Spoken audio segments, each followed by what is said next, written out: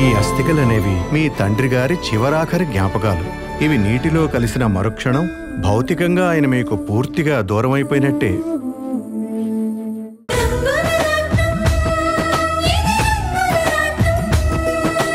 న్యాయం నా వైపు ఉందిరా. అందుకే వర్ష కళ్యాణ్ని పెళ్లి చేసుకోవడానికి ఒప్పుకుంది. ఇక వంశీ నా మనవరాలతో బతుకుతాడు. నువ్వు మనవరాలుగా చెప్పుకునే వర్ష కళ్యాణ్కి భార్య అవుతుంది. ఇది నీకు చెప్దామని వచ్చాను.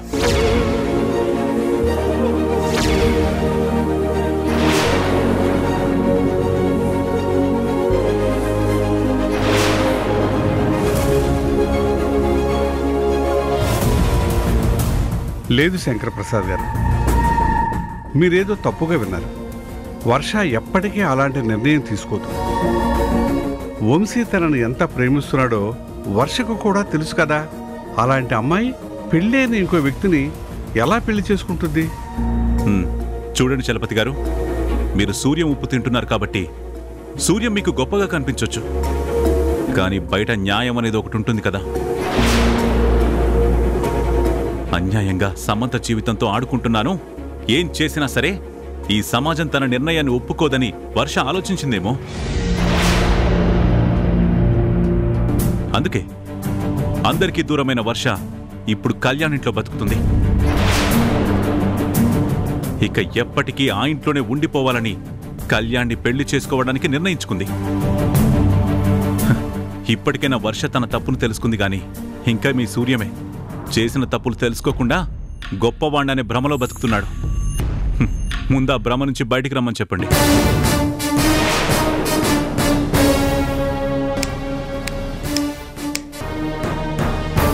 గుర్తుపెట్టుకోరా, నన్ను ఓడించడం నీ తరం కాదు, నా మీద గెలవడం నీకు కలలో కూడా జరగదు.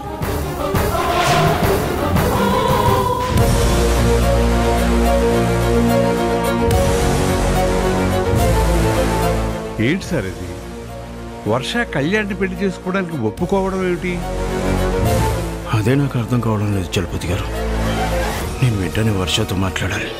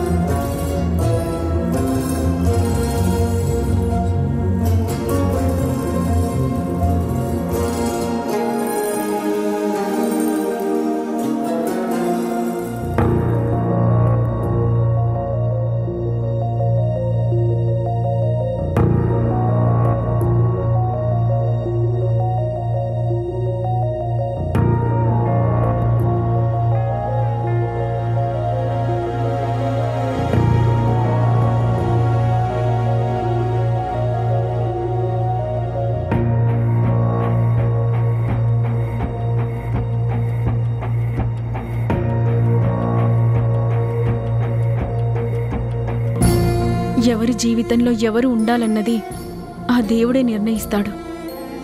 మనం ఎంత కాదనుకున్నా, ఎంత విడిపోవాలనుకున్నా విడిపోయే అవకాశం మాత్రం ఉండదు.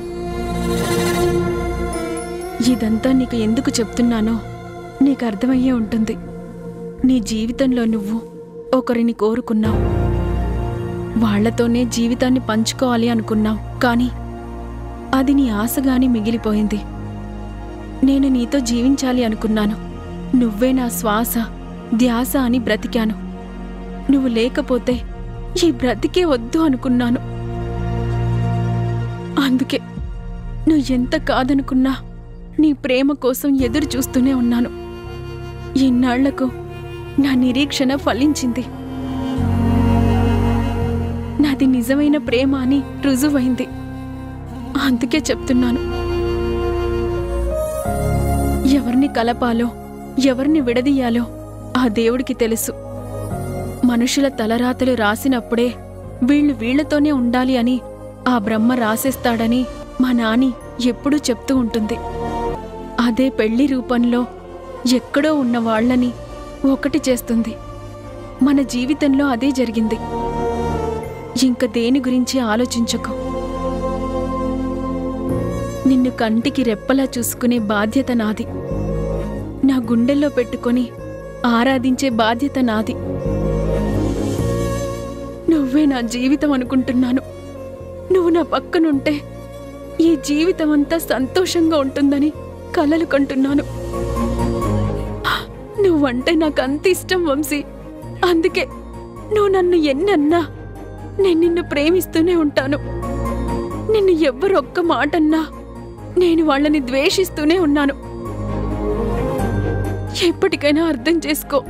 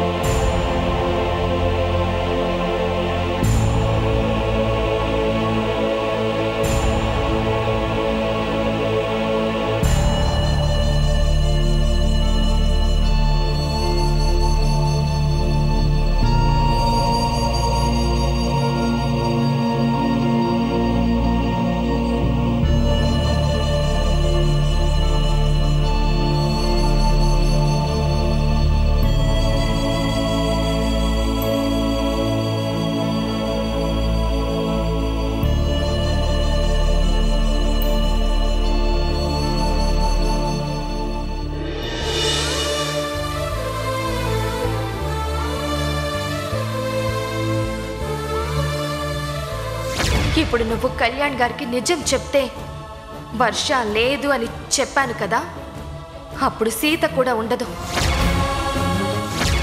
శాశ్వతంగా దూరం అయిపోతుంది. నిజంగానే ప్రాణం తీసుకుంటాను.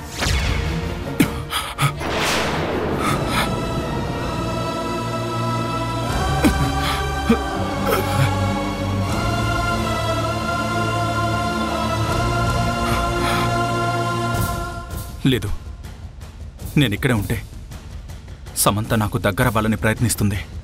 నా వర్ష నాకు శాశ్వతంగా దూరమైపోతుంది. వర్ష లేకుండా నేను బతకలేను. వర్ష నా జీవితంలో లేదు అన్న నిజాన్ని నేను జీర్ణించుకోలేను. నేను బతుకుతున్నదే వర్ష కోసం అయినప్పుడు తనే నాకు శాశ్వతంగా దూరమైతే నేనెలా తట్టుకోగలను? వర్ష కోపంలో కళ్యాణ్ని పెళ్లి చేసుకుంటానని చెప్పింది. ఆ పెళ్లి జరగకూడదు. నా వర్ష నాకు దూరం కాకూడదు అంటే నేనిప్పుడే వెళ్ళి కళ్యాణ్కి నిజం చెప్పాలి. మీ ఇంట్లో ఉన్నది సీత కాదు, తన పేరు వర్ష. నేను ప్రేమించిన అమ్మాయి, నా ప్రాణమైన అమ్మాయి. తన కోసం నా ప్రాణాలు ఇవ్వడానికైనా నేను సిద్ధమన్న నిజాన్ని కళ్యాణ్తో వెంటనే చెప్పాలి. ఆగు!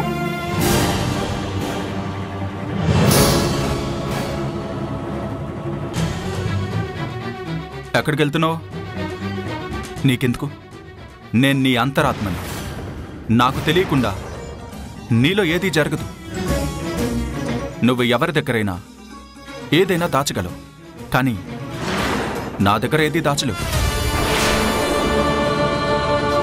నేను నీ ప్రతిబింబాన్ని, నీ చర్యకి ప్రతి చర్యని.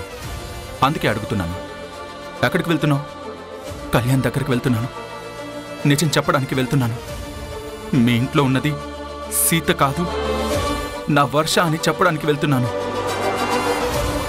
తనని నాకు అప్పగించు అని నేను అడగడానికి వెళ్తున్నాను. తను లేనిదే నేను బతకలేను అని కళ్యాణ్తో నా ప్రేమ గురించి వివరించడానికి వెళ్తున్నాను. మరి వర్ష చెప్పొద్దని చెప్పింది కదా, వర్ష మాటకి నువ్వు విలువివ్వవా? వర్ష కోపంలో చెప్పింది. సమంతకి నేనెక్కడ దూరం అయిపోతానో అన్న బాధతో చెప్పింది. తన ప్రేమని చంపుకుని చెప్పింది. అందుకే కళ్యాణ్కి నిజం తెలిస్తే వర్ష చేస్తున్న తప్పేంటో కళ్యాణ్ చెప్తాడు. ప్రేమ ఎంత గొప్పదో వర్షకి తెలిసేలా చెప్తాడు. అప్పుడు వర్ష మనసు మారుతుంది. నా వర్ష నాదవుతుంది.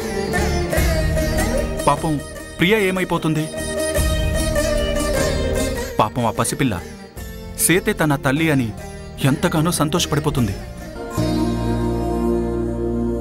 ఇప్పుడు తన తల్లి తన ఇంట్లో ఉండదు అని నీ జీవితంలోకి వచ్చేస్తుంది అని తెలిస్తే ఆ పసిపిల్ల మనసు ఏమైపోతుంది?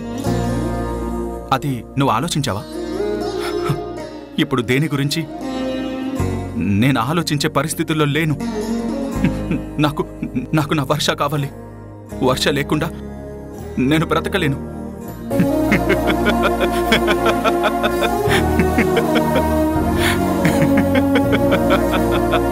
ఎందుకన్నప్పు? ఇప్పుడు నీ గురించే నువ్వు ఆలోచించావు. నీ స్వార్థమే నువ్వు చూసుకుంటున్నావు. ఒకప్పుడు సమంత చెప్పిన దాన్నే నమ్మి వర్షని అనుమానించావు. ఆ కోపంలోనే కదా సమంతని పెళ్లి చేసుకున్నావు. మరి అప్పుడు వర్ష లేకుండా బ్రతకగలననే నిర్ణయించుకున్నావు కదా. ఆ రోజు నువ్వు వర్ష గురించి ఆలోచించలేదు, కానీ ఈరోజు వర్ష నువ్వు తాళి కట్టిన సమంత జీవితం గురించి ఆలోచిస్తుంది. నీ జీవితం నవ్వుల పాలు కాకూడదని తనెంతగానో ఆలోచిస్తుంది. ఒక అమ్మాయికి అన్యాయం చేసి ప్రేమించిన అమ్మాయి కోసం వచ్చేసావని నీ మీద నింద పడకూడదని వర్ష ఆలోచిస్తుంది. అందుకే తన ప్రేమని చంపుకుని నీ పెళ్లి నిలబెట్టాలని ప్రయత్నిస్తుంది. అది వర్ష చేస్తున్న త్యాగం. ఇప్పుడు నువ్వు వెళ్ళి కళ్యాణ్కి నిజం చెప్పినంత మాత్రాన వర్ష నీదవుతుందా? అన్నీ మర్చిపోయి వర్ష నీతో వచ్చేస్తుందా? నీతో పెళ్లి కొప్పుకుంటుందా? సమంత మెళ్ళో తాళిని తెంపి తన మెళ్ళో కట్టించుకోవడానికి ఒప్పుకుంటుందని నువ్వెలా అనుకుంటున్నావు?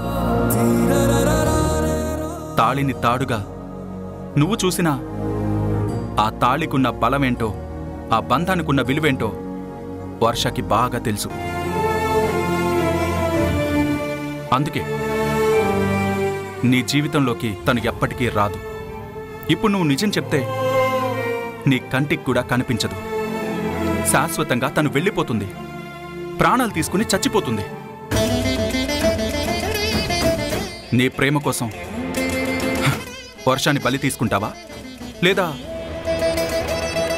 నీ ప్రేమని నీ గుండెల్లోనే దాచుకుని నీ వర్ష బాగుండాలని కోరుకుంటావా? నువ్వే నిర్ణయించుకో. ఆవేశంతో కాదు, ఆలోచించి అడుగు ముందుకు వేయి.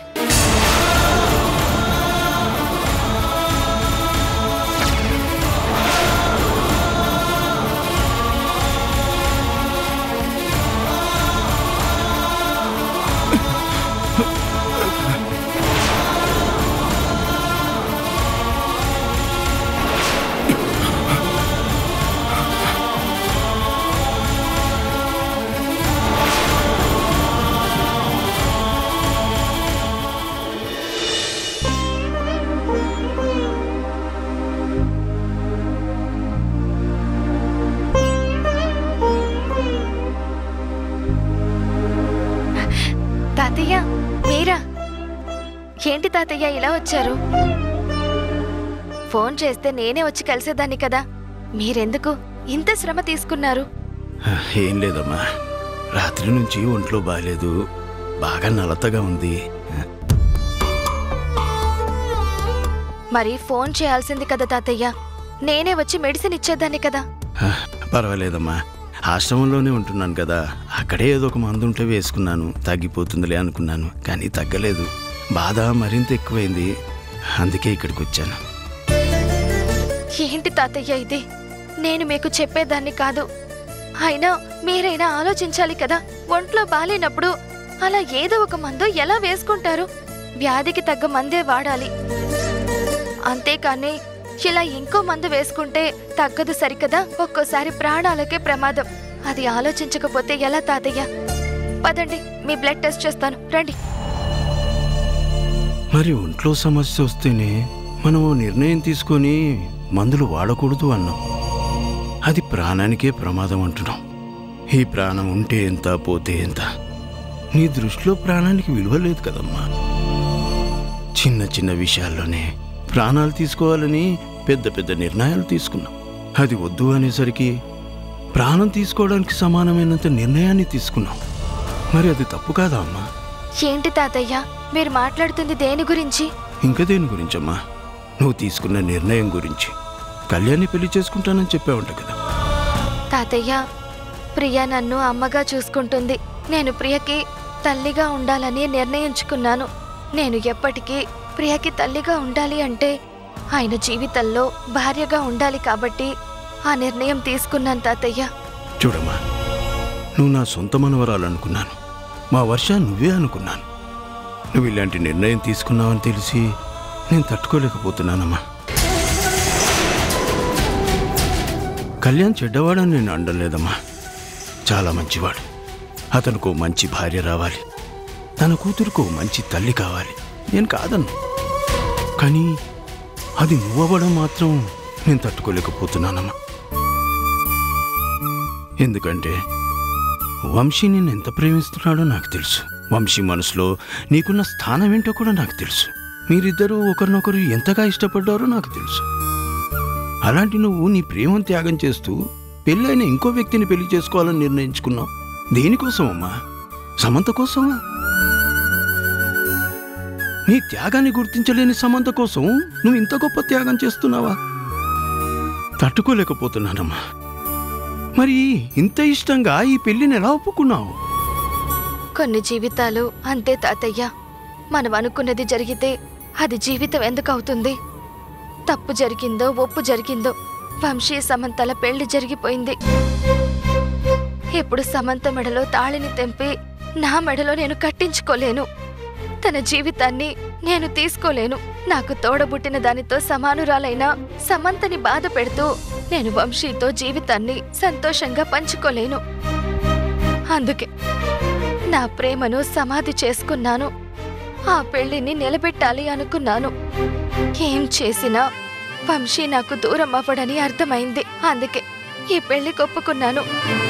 స్నేహితుడి భార్యని ప్రేమించే మూర్ఖుడు వంశీ కాదు అని నాకు తెలుసు. అందుకే ఈ నిర్ణయం తీసుకున్నాను తాతయ్య. నాకు పెళ్ళైపోవాలి. వంశీ సమంత ఒక్కటైపోవాలి. మరి ఈ విషయం రాణికి తెలిస్తే బాధపడుతుందని నాకు తెలుసు. అందుకే ఇప్పుడు చెప్పకూడదు. పెళ్ళైపోయిన తర్వాత అన్ని నిజాలు అందరికీ చెప్తాను. అంతవరకు దయచేసి ఈ విషయం ఎవరితోనూ చెప్పను అని నా మీద ఒట్టేయండి.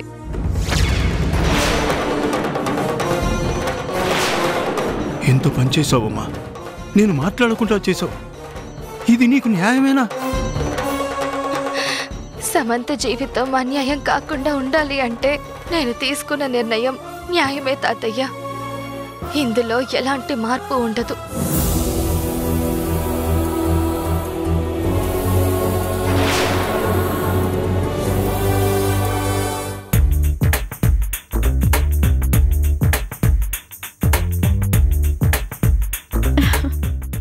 కంగ్రాచులేషన్స్. Thank you. కంగ్రాచులేషన్స్ చెప్తే సరిపోదు. మన ఫ్రెండ్స్ అందరం కలిసి బ్యాచిలర్ పార్టీ చేసుకుందామని అనుకుంటున్నాం.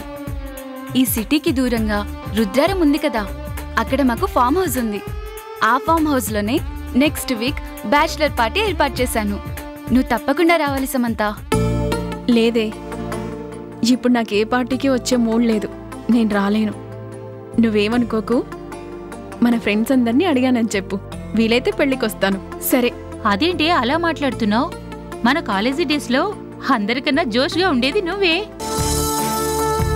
మమ్మల్ని ఏడిపిస్తూ నువ్వు నవ్వుతూ ఉండేదానివి. నిన్ను చూసి అందరూ భయపడేవారు. అలాంటి నువ్వే ఇలా మాట్లాడుతున్నావా? పెళ్ళయ్యాక మారిపోతారు అంటారు, కానీ మరీ ఇలా రాయిలా మారిపోతారని నేను అస్సలు అనుకోలేదు. నువ్వేమనుకున్నా సరే తప్పకుండా రావాలి. నువ్వు ఏమన్నా సరే వచ్చే మూడ్ లేదని చెప్తున్నాను కదా. నా జీవితంలో పెళ్ళొక్కటే సంతోషంగా జరిగింది. తర్వాత సంతోషం అనేదే లేదు. ప్లీజ్ వదిలే. ఏంటి సమంత అలా అంటున్నావు? పాపం మీ ఫ్రెండ్స్ నువ్వు రావాలని అంతలా కోరుకుంటున్నారు. నువ్వు వెళ్ళాలి కదా. ఇలా ఇంట్లోనే ఉంటే నీకు ఆలోచనలతో మూడిగానే ఉంటావు.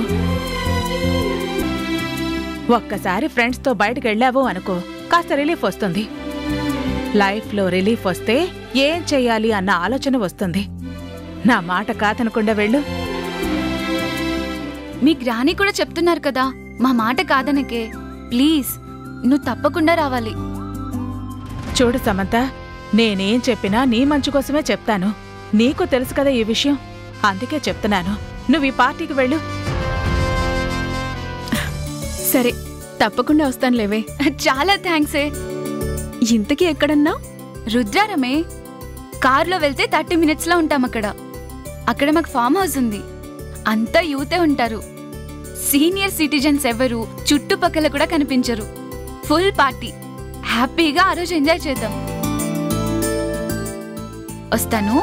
Bye bye. Bye bye bye. Okay bye bye. Okay bye.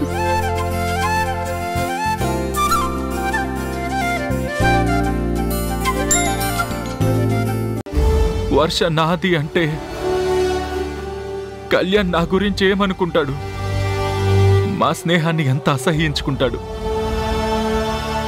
నేను దురదృష్టవంతుణ్ణి. ఒక మంచి అమ్మాయిని ప్రేమించానే కాని ఆ ప్రేమ నిలబెట్టుకోలేకపోయాను. ఒక స్వార్థపరురాలి ప్రేమ అనే నాటకానికి నా ప్రేమని బలి చేస్తున్నాను. నా జీవితాన్ని సమాధి చేసుకున్నాను.